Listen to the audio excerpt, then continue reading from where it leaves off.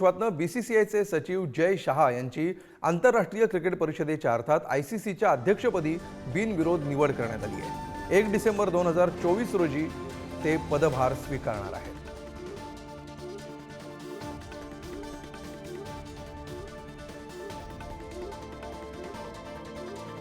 बीसीसीआयचे सध्या ते सचिव आहेत आणि आंतरराष्ट्रीय क्रिकेट समितीच्या अध्यक्षपदी त्यांची निवड होईल अशी चर्चा गेल्या काही दिवसांपासून सुरू होती।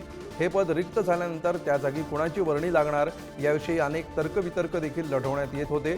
मात्र जय शहा यांची नियुक्ती इतक्या सहजासहजी होईल अशी अपेक्षा क्रिकेट वर्तुळामध्ये व्यक्त करण्यात येत नव्हती। मात्र आत्ता जी बातमी समोर येते त्यानुसार बिनविरोध बीसीसीआयचे सचिव जय शहा यांची आयसीसीच्या अध्यक्षपदी निवड झालेली आहे।